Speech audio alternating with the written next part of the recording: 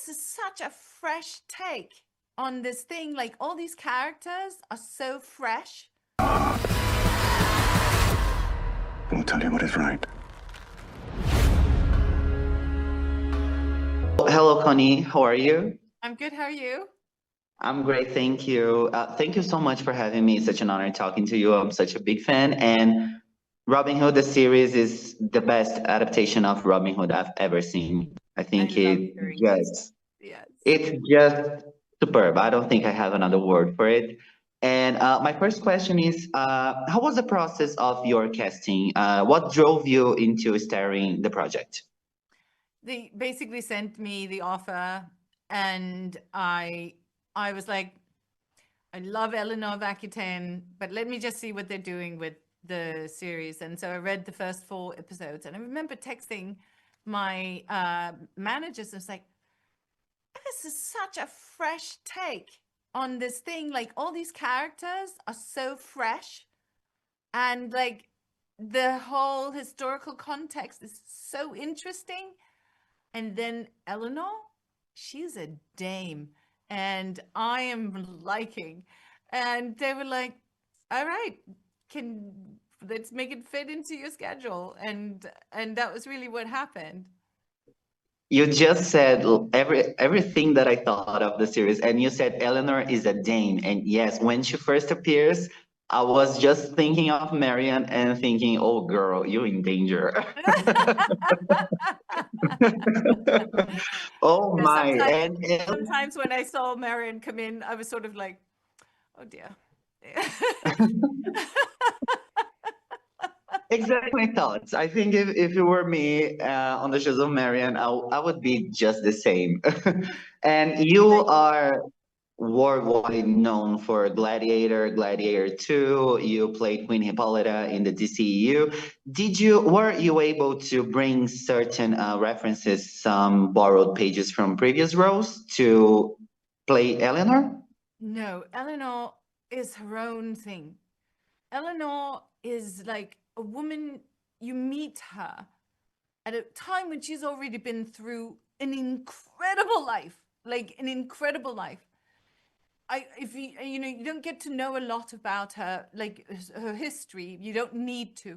But anyone who's interested, I vividly recommend reading a biography about her because she's so incredibly interesting. And like this is a girl who at 13, her father dies. He is the Duke of Aquitaine, and it's like a giant realm at the time.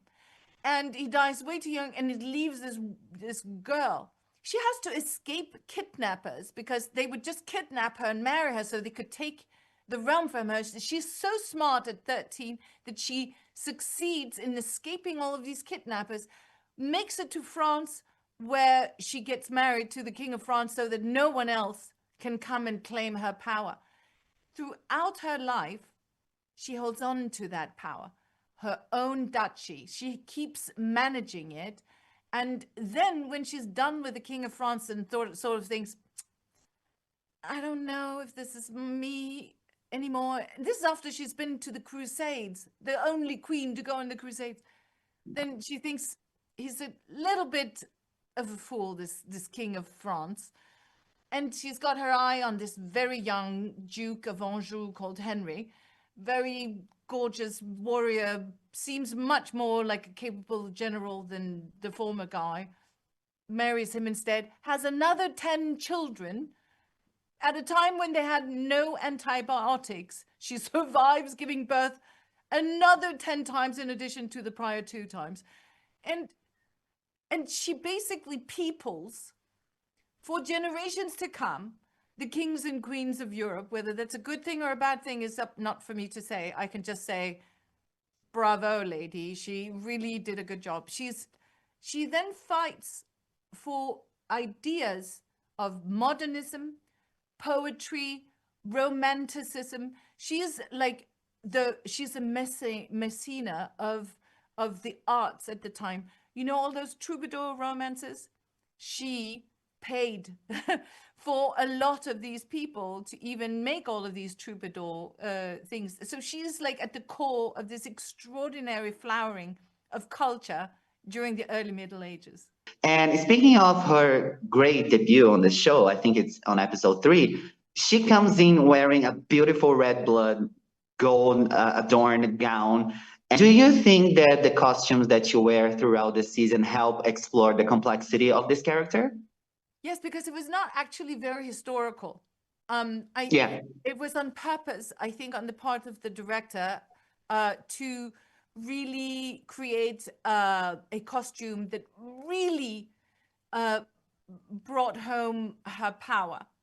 So this enormous velvet costume, which I can tell you weighed tons.